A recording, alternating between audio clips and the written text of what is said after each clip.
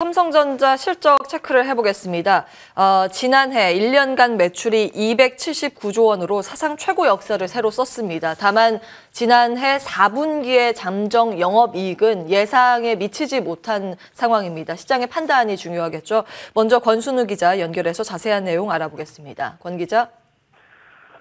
예, 삼성전자가 4분기 잠정 경영실적 발표했습니다. 삼성전자는 4분기에 매출액 76조 원, 영업이익 13조 8천억 원을 기록했습니다. 연간 매출액은 279조 원으로 역대 최고치를 기록했고, 영업이익은 51조 5,700억 원으로 반도체 슈퍼사이클이 있었던 2018년 정도 수준을 기록을 했습니다.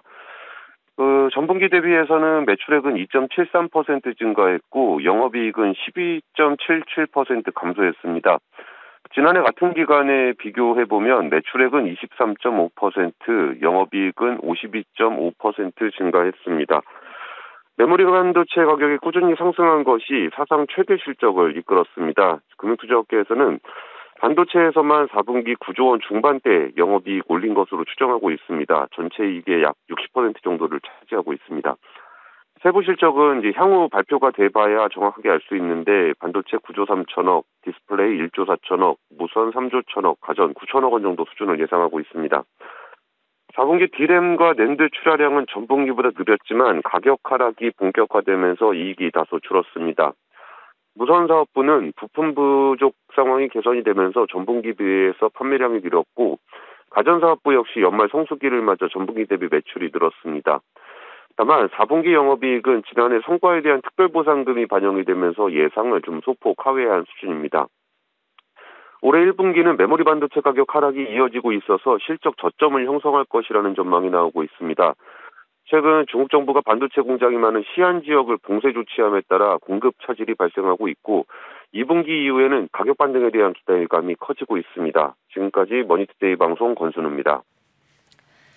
예, 삼성전자 실적 먼저 확인해 보셨습니다. 바로 이어서 투자 판단 확인해 볼 텐데요. 유진투자증권 이승우 리서치센터장 전화 연결돼 있습니다. 센터장님 안녕하세요. 예, 안녕하세요. 예, 조금 전에 삼성전자의 지난해 4분기 잠정 실적 발표가 나왔습니다. 일단 추정치보다는 영업이익이 덜 나온 것 같던데요. 어떻게 평가하고 계십니까? 저희 예상보다도 좀 차이가 많이 나서 좀 전에도 이야기가 있었던 것 같은데, 이제 4분기 성과급이 조금 변수가 될 수 있었던 것 같고요.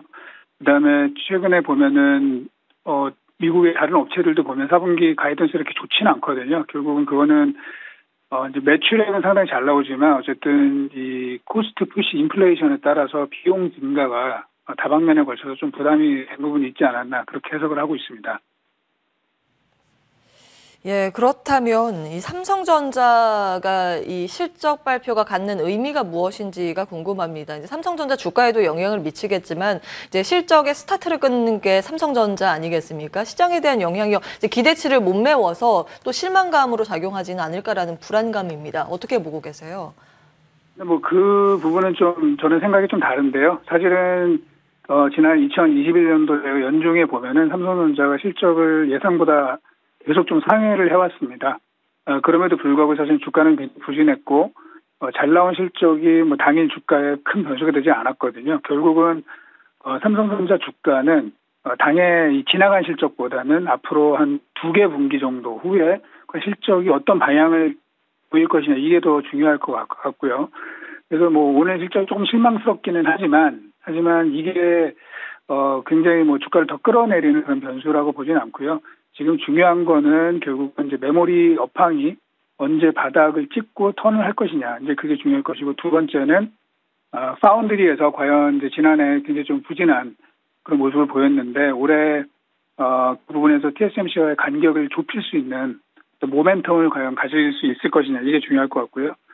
세 번째는 삼성전자가 좀 변화하는 모습을 과연 보일 수 있느냐. 이 변화라고 하는 거는 또 구조적인 변화, 사업 구조적인 변화 또는 또 전략적인 변화, 이런 것들을 다 내포하는 그런 부분이라고 볼 수 있습니다. 전체적으로 보면은 이제 지난해 주가는 제가 볼 때는 오늘 좀 실적이 좀 부진하긴 했습니다만, 그런 걸 반영해도 펀더멘탈 대비 좀 과도하게 부진을 했습니다. 작년에 전 세계 시가총액 3천억 달러 이상의 초대형 기업을 쭉 조사해 보면은 1년 동안 주가가 가장 안 좋았던 기업이 이제 알리바바고 두 번째가 텐센트였고요. 세 번째가 삼성전자였습니다. 그만큼 안 좋았는데 올해는 아까 말씀드린 것처럼 하반기 또는 뭐 2분기 빠르면 2분기부터 이제 메모리 업황이 방향을 틀 가능성이 있기 때문에 저희는 올해는 뭐 시장 대비 좀 상회하는 그런 주가 퍼포먼스를 기록할 것으로 예상을 하고 있습니다. 예, 지난 실적보다는 이제 앞으로의 향후 실적 기대감이 더욱더 중요하다고 보셨습니다. 그런 관점에서는 긍정적인 평가를 주셨네요. 유진투자증권 이승우 리서치센터장과 함께했습니다. 오늘 말씀 고맙습니다. 예, 감사합니다.